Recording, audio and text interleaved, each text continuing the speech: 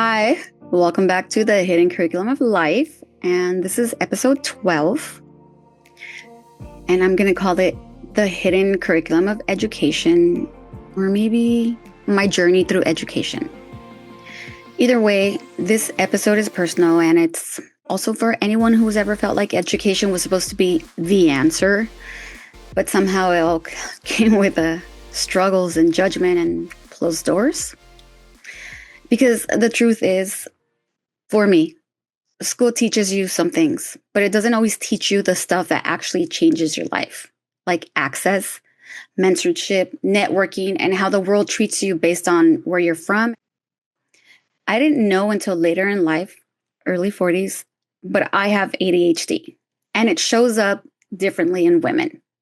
Especially if you grew up in the 80s and 90s, nobody was really looking for ADHD in girls. For me, I stayed busy, and I still stay busy. I was always active. I was a straight A student, and B's made me cry. And that really kicked in during junior high and high school. And honestly, it followed me through college and grad school too. I've always had that overachiever brain. It's like my brain self-entertains by pushing harder and doing more and more. I was also an athlete. By the time I was 12, I was playing travel softball for a team in Glendale, California. And in high school, I played basketball, volleyball, and softball. Well, actually, if we're going to start by seasons, I played volleyball, basketball, and softball my sophomore, junior, and senior year varsity. I started my K to ninth grade career in Glendale, California, and I'm very grateful for that foundation. It taught me how to study and be a student athlete, and also a structure. Because once I moved to the 10th grade, or my sophomore year in high school, I moved to South Central Los Angeles. And I went to a school named John C. Fremont High School, which prior to a few years before I started there in 93,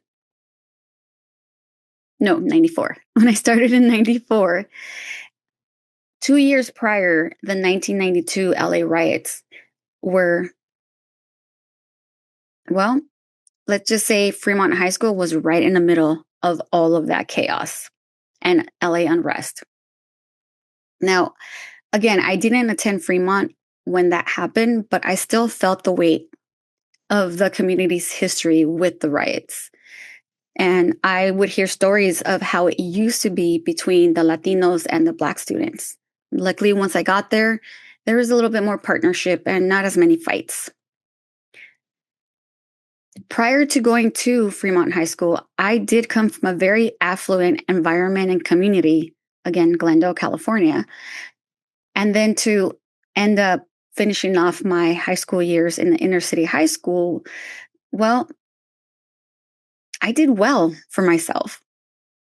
Not just academically, but of course, physically. I mean, I was an athlete and I knew how to stay disciplined, how to complete my assignments prior to going on a away game that might have been keeping me up late until midnight. Well, I'm lying. I would probably do my homework either after or before or the morning of, like, I still do. But here's one of the biggest turning points in my life. Because of my grades and because of the financial need that I had at the time, I got into a mentorship scholarship program for inner city high school students. And at the time, my mom and I, we were struggling financially.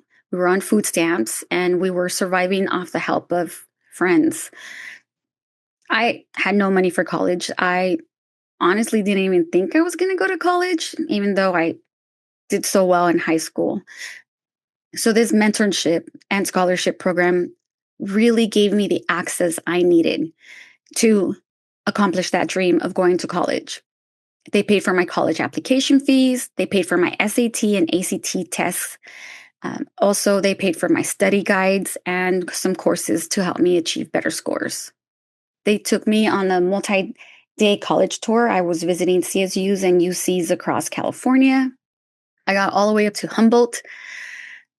And they would also provide us with turkey dinners and ham at Christmas so that we can still have that day and a full dinner for the family, even though it was just me and my mom.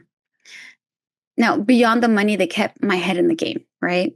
They helped me believe that I belonged in those spaces, even though so many of the students I went to school with at Fremont didn't even think about college at all. And I was thinking about elite colleges, UCs, private colleges, and even the CSUs. But that's part of the hidden curriculum, right? It's not just intelligence, it's not just hard work. It's someone showing you the path, someone providing you the resources and helping you get to the next level. I graduated in 1996 and I was the salutatorian, which is second in the class. I don't know how I got that position, but for graduation, I was up on the stage and I had to do a speech. And This Is How We Do It was our song for graduation. Anyways, I went off into my rabbit holes. The valedictorian, she was the one that took all the AP classes. I didn't take those kind of classes. So her GPA was insane. I had a 4.0. That's how I got that position up on the stage. I worked hard. I guess I earned my spot, but anyways, we'll talk. That's for another conversation, right? Now, at that time, prior to even graduating, I made the decision that I needed out of the concrete jungle. So, after all the acceptance letters, I did accept to go ahead and go to Lewis and Clark College near Portland, Oregon, located in Lake Oswego, a very affluent area of the Portland, Oregon area. And I went basically on a full ride. Scholarships and grants paid for my way. I made really good friends there. I was a walk-on to the basketball team, and Coach Missy, she really loved my intensity and dedication, not knowing it was ADHD, but now I know. And I worked hard. I didn't start much, but I got to travel with the team, and I was there. I was part of an athletic college team as a basketball player. My 5'4" self, I'm only 5'4". And I also got to walk on the softball team. Well, when I say walk, I mean as in I tried out and I got in. It was not my favorite sport to play in Oregon because it was always raining and muddy, but it was fun. Now, academically, it was a whole different ballgame, okay? I went from an inner city high school to a private college, and I was competing with international students, my roommates and friends. Some of them were from India, others were from small towns. I even went to school with people that went to boarding school. That was a whole new concept for me. And I'll be honest, the weather did hit me hard. I mean, it was always cloudy, raining all the time. It was cold. I got depressed. I wasn't ready. I'm from California. I'm so used to the sun. It was hard. I'm told it's beautiful in Oregon during the summer, but by then I'm already home for summer break. I also have very fond memories of the time that I was there. And I laugh now because this whole time I had been living with ADHD without even knowing it. Now, let's go back to 1996, 97, when I was at Lewis and Clark College. There wasn't personal laptops or even personal computers. I lived in the library and the computer labs. And because of my ADHD and being an athlete, I spent a lot of time in the computer lab from 12 in the morning till 5 in the morning, completing assignments that were due that same day. I'm pretty good at working under pressure. I still passed, okay? The college also gave me the opportunity to travel abroad. I was able to go to the Dominican Republic because I was a Latin American history major and I kind of needed some sun. And I learned so much about Latin America and the Caribbean. And then I came back and I realized I just couldn't handle Oregon again. So for my junior year, before my junior year, I reached out to that mentorship program from high school and asked them if they can please help me with transferring back to California. And they did. They helped me to apply to Pitzer College, which is one of the Claremont colleges in Claremont, California, and I got accepted. I did switch my majors from Chicano studies. So I was Latin American history at Lewis and Clark. And then once I went to Pitzer, I was a Chicano studies major. And then I quickly realized that wasn't really what I wanted to do unless I wanted to be a full-time activist or a teacher. And that wasn't really one of my career goals. So I switched to film studies. Now, one of the main reasons why I switched to film studies was because when I was in the Dominican Republic, I learned about Las Tres Mariposas, or the Three Mirabal sisters, who were assassinated under the dictatorship of Trujillo. And that story really stayed with me when I returned and kept going to college, right? So I decided that I was going to switch my major and I was going to do a documentary as my senior thesis with that major on the Mirabal sisters. So my senior thesis was a 15-minute documentary, 100% in Spanish, with interviews and footage that I got when I had been going back and forth to the Dominican Republic to go see my baseball boyfriend. I also had translated the subtitles in English all myself. So I did all of this in Avid and all the different editing tools I had at that time, which was not Adobe Premiere or any of the new tools that we use. And at the senior showcase, I placed third. Yes,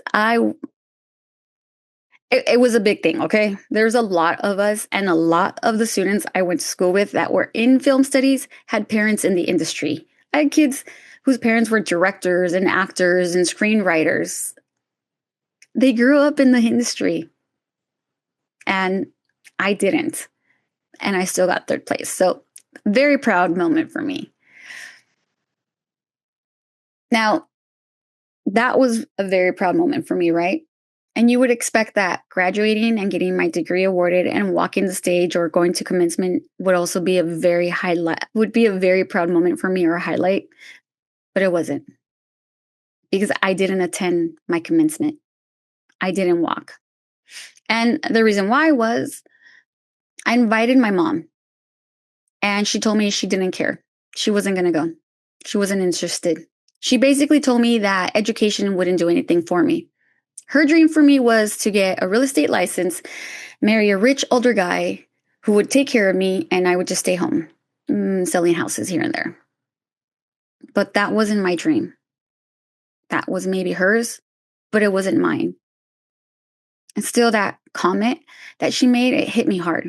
Hard enough where I decided to not even attend my graduation. I guess that's part of my hidden curriculum, right? The way family beliefs can shape your confidence, even when you're achieving. Now, after graduating, my first job with my degree in film studies was working in Hollywood, working for a Spanish channel TV, Spanish channel. Yeah, I guess Spanish channel. And they had two shows that I would edit for them, a court show and a game show. They didn't pay me much. And I had no benefits, no health insurance. And I was commuting from Long Beach to Hollywood. It was tremendous. But I did it because I loved it. I really believed I was going to do something in the film industry or TV industry, but I really thought I was going to do editing for a long time.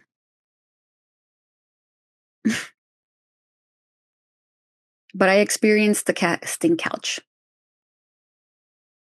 and basically was told I wasn't going anywhere because I said no. Which, fine. And then I found out I was pregnant. I guess that kind of helped me to get out of that situation. Ended my dream of editing in the industry. But I knew I needed stability and health insurance. And plus, I have a bachelor's degree. I can get a job anywhere, right? No. Once I left editing in Hollywood, I started waitressing. It was one of the first gigs I can get. It was anything, just something so I can survive. I mean, I had just gotten married and I was now pregnant. So, yeah, I needed to survive.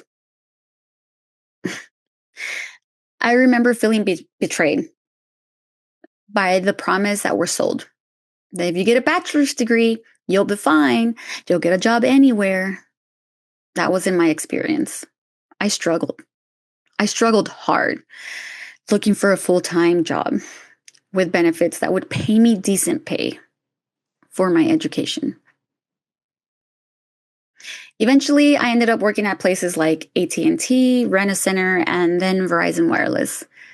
I still commuted a lot, and I wasn't making a lot for LA standards. I would see people with no degrees making so much more money than me, and people in higher positions, most of them had like grad degrees or graduate degrees. That's when I started thinking that maybe I need to get a master's degree myself. So while I was at Verizon, I started on my MBA through the University of Phoenix using the tuition reimbursement.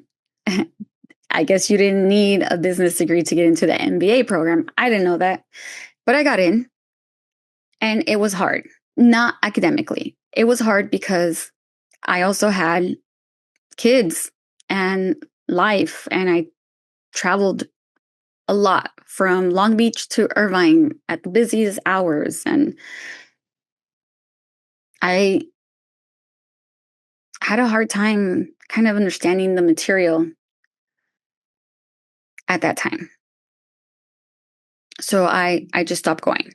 I finished a class or two. I think I got a B.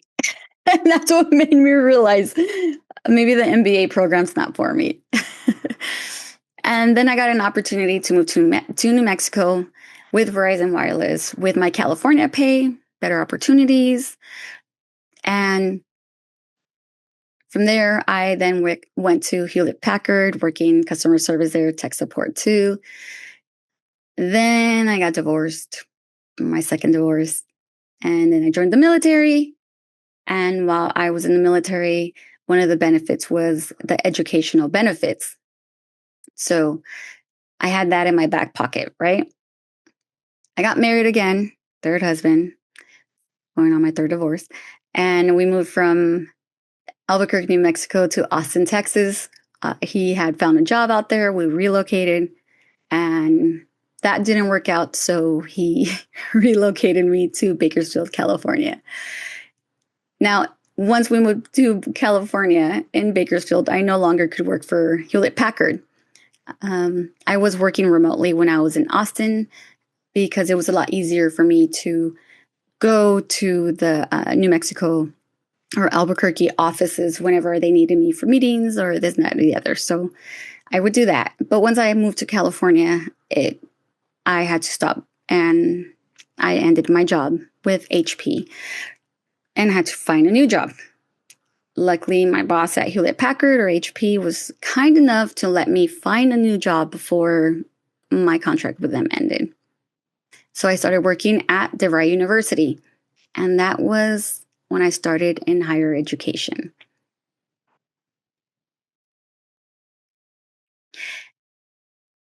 It was a shock for me to look for work in Kern County, where Bakersfield is located. I couldn't find anything over $30, which is what I was making while I worked at Hewlett Packard. The best I could find was about $20 with my bachelor's degree and my experience.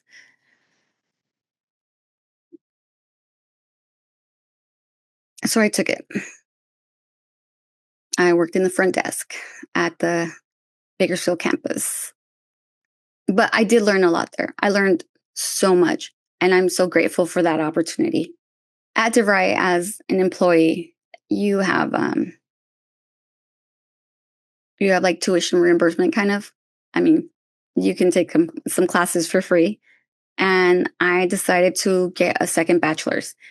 Mind you, I had done some MBA classes, and I didn't feel comfortable academically with those. So I said, why not do a second bachelor's in business with technical management was the major, and DeVry would pay for it. So I started my second bachelor's. And so while I was doing that, I had this boss, and I would bring him ideas and suggestions. Mind you, I have experience working in call centers and customer service and sales and marketing. So I would bring him these suggestions and he would just dismiss them. And then a month or two later, he would be implementing my exact idea and claim it as his.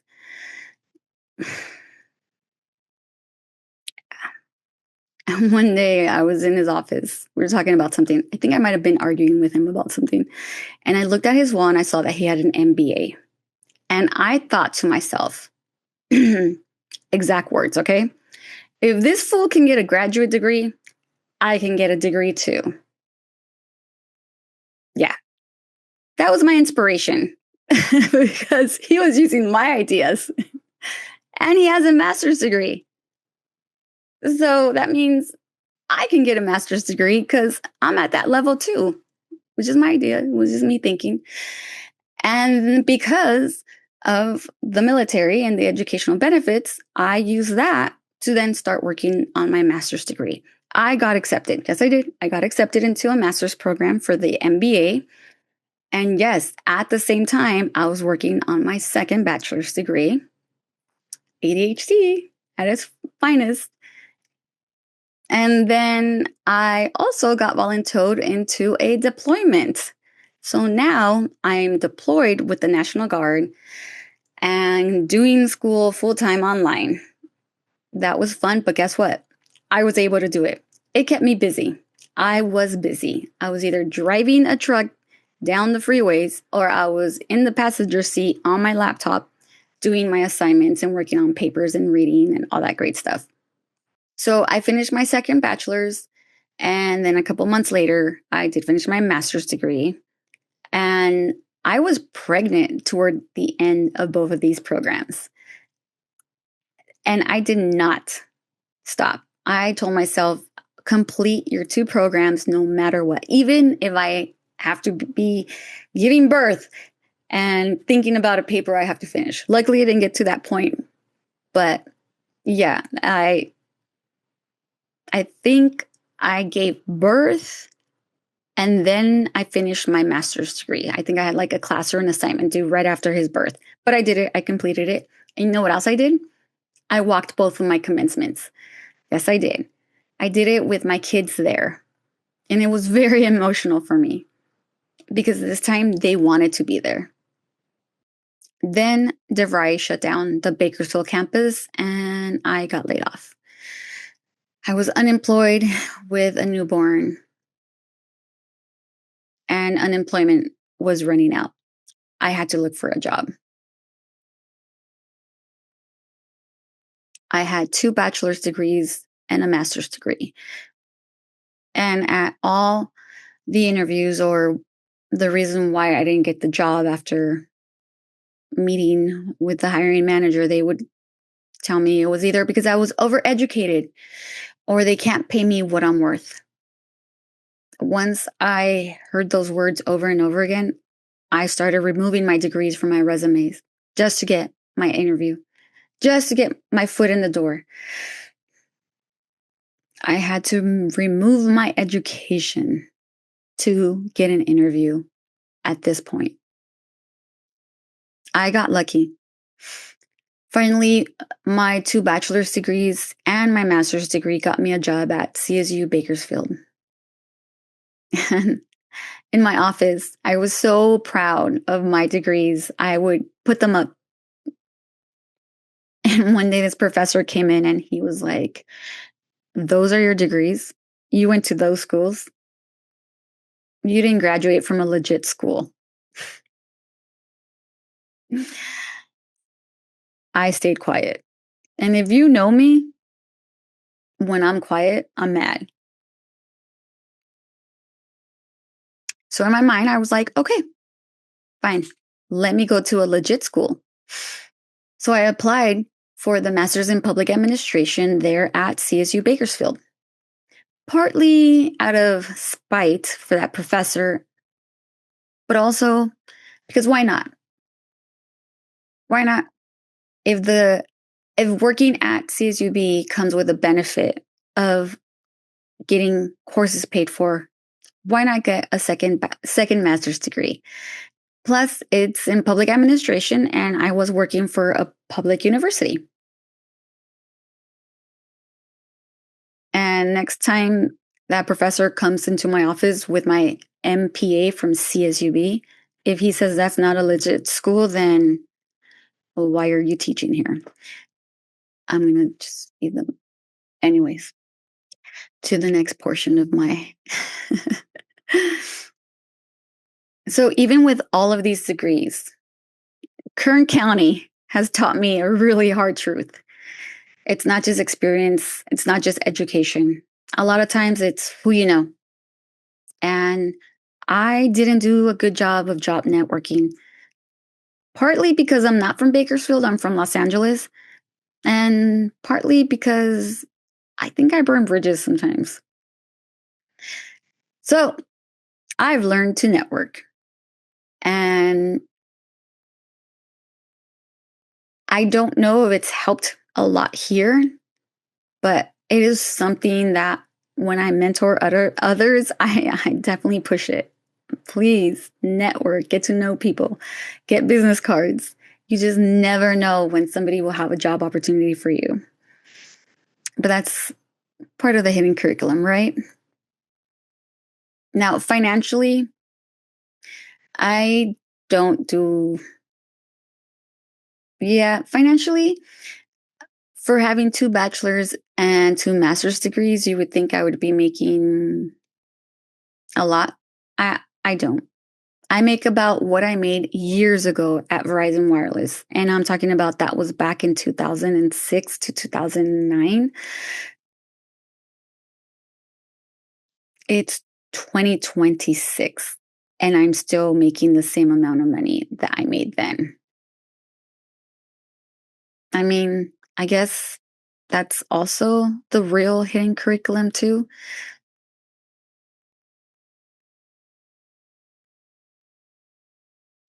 I don't know. But a degree doesn't always mean money. Something I like to say.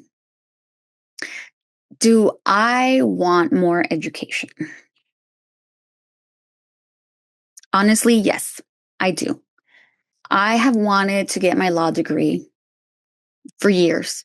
I think since I was very little. And when I say little, I mean like from 8, 9, I talked about wanting to be a lawyer. I even took the LSAT back in 2004. My cousin paid for it because she knew how badly I wanted it. But I found out I was pregnant with my daughter shortly after getting my test scores. And I actually passed the LSAT enough to get into law school. But I didn't apply. I still want to do it one day. I always talk about it. If you, it's definitely not a dream, but it's a goal to get my law degree and a PhD. Now, I don't want to be a trial lawyer. I want to teach. I want to shape policy, and I want to work on issues like hostile work environments and bullying in the workplace, especially public administration and public areas, or let's say nonprofit, because private industries do have better policies for hostile work environments and bullying, but not the public ones.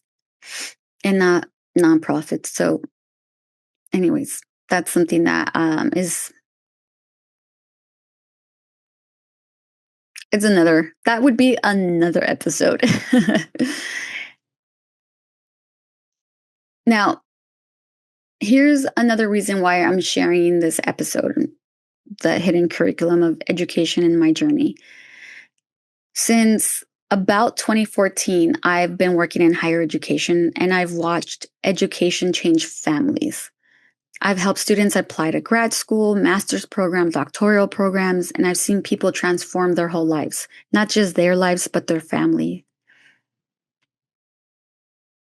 When I was a coordinator for graduate programs, I helped with recruiting, applications, and admission support. And due to some hostile work environment, my contract wasn't renewed. But I was given another role under a grant. And I worked for a whole different person and leadership.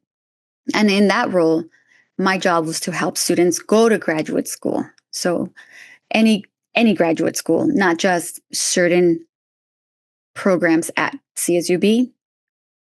I would have prospective students come to me, and usually they were the ones that had low GPAs or didn't even know where to start or how the process works or where to apply or even what kind of program to get into. That was my role. I helped students to go to graduate school, and I help increase the number of graduate degrees or graduate degree holders here in Kern County.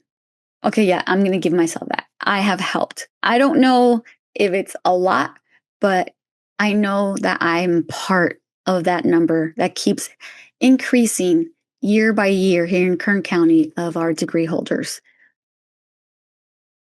I would do workshops.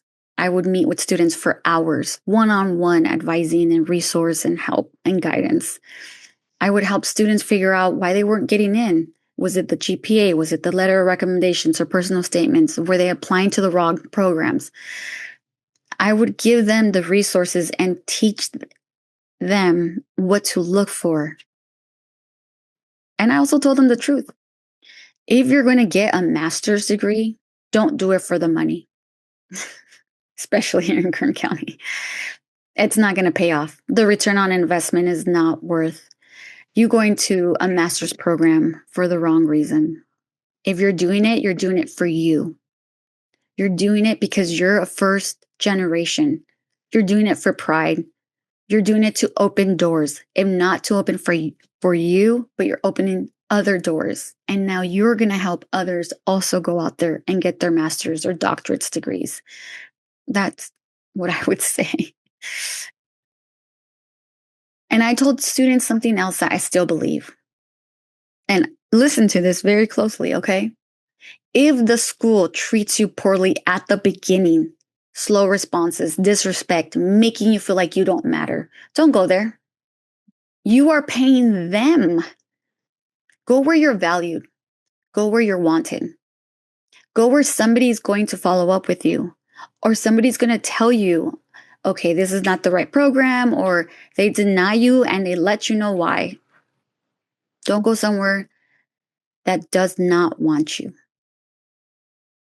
And funding, I always help them find resources, scholarships, grants, return on investment, thinking of if you're going to spend $50,000 on this degree, are you going to be making $100,000 back? Look at the job opportunities. What county is paying more? All of that. Look at the whole picture when you're thinking about going to graduate school. Don't just go and say, I want an MBA because that's what my friend has and he makes $100,000. He has a different life. Also, let's be clear. Education isn't only college. There are some of you out there with high school diplomas making way more money than me. Way more money. My ex-husband. And trade certifications, that's education too. Be proud of it. Anything where you have to learn something, take a test, and you get a piece of paper that says you completed this, that is education. Keep doing that. Keep adding those certificates to your resume. It's going to pay off eventually. Keep learning. Nobody can take that away from you. Nobody can take those certificates away from you. Nobody can take the degrees away from you. Nobody can take any of that training from you. So do it. And trade school, sometimes I wish I would have gone to trade school instead of elite colleges, but that's okay. This is my journey. I'd love to hear what your journey is. If you don't want any of that, trade school, associates, bachelor's, nothing at all, it's okay. Do what satisfies you. If you are exhausted after 12 years of school, don't force college right away. Wait until it's necessary or until you actually want it. Because when you actually want it, you're going to do amazing. If you're feeling forced into going into it, you're not going to want to do it, or you're just going to be okay with the minimum GPA just to get the degree. And that's great too, but do it when you're ready. Now, if you're neurodivergent like me, or on the spectrum, or you just don't like school at all, it's just you don't like the structure. Schools and traditional lecture formats are not built for us. I know for me, doing my master's and my second bachelor's online was so much easier than actually going to a classroom at a certain time, especially the 6, 7, 8 a.m. classes. And having to be there, sitting down, the amount of fidgeting I did. Again, I did not know I had ADHD. So I would fidget, I would draw, I would be writing notes, I would be getting up, I had to go to the bathroom, I would drink water. I would do everything and anything to stay awake. I was so bored. It was not like that at all with my online program. Do what works for you. If online works better for you, go online. If being in a structured environment and that's easier for you, do that too. But do it when it's right for you. And I'll end with this. I might not make the money I think I should be making. Everybody thinks they should be making more money. I know I get it, but I sleep at night because I know I'm helping the greater good. I've had jobs that paid a lot more, but it didn't sit right with my soul. This was prior to higher education. And I remind myself sometimes when I'm kind of struggling that no one can take my education from me. Nobody can strip me of my degrees. They can take everything else. They can take my cars, my homes. They can take everything they want materially, but they cannot take what I've learned, how I think, my ethics, my leadership skills, my investigative mind. They can't take any of that. That's mine. I earned it. And even a degree doesn't mean that that's the only way to get that. But that's how I got it. And nobody can take that from me. Now, if you have any questions about education, graduate school, undergraduate school, how to fund your school, trade programs, or you just need someone to point you toward resources, message me. Honestly, I've helped so many soldiers get back into school or just try and figure out what they should do next after high school, or they want to go back to school. I help so many in my current position with the undergraduate studies. And I've helped so many get into graduate school. And I didn't do anything. I just was there. I provided a resource, a mentorship, and just the guidance. And sometimes you need someone just to be your cheerleader and say, you could do this. And that's what I can do for you if you would like me to. I'm not claiming to be a professional. I don't charge, but I can help you find professionals and I can help you find the right schools and I can share with you what I know. And even better, I would love to hear your educational journey, whatever it is. I mean, the military in itself is an educational journey. I also would like to know, how has education impacted you and your family? What about your finances, your confidence?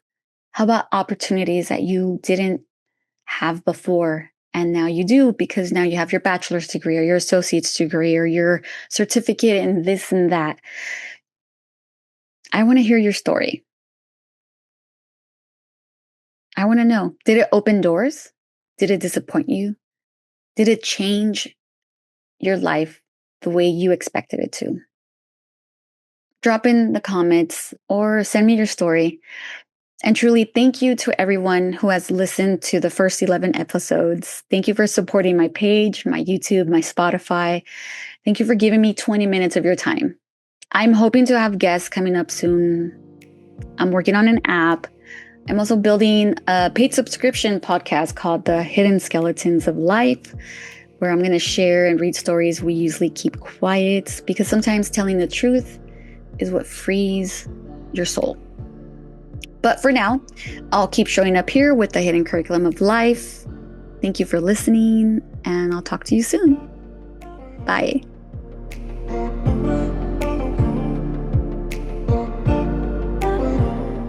Thank you for spending time with me on the Hidden Curriculum of Life. I hope that today's story reminded you that your journey really does matter. Your storms, your scars, and your strength.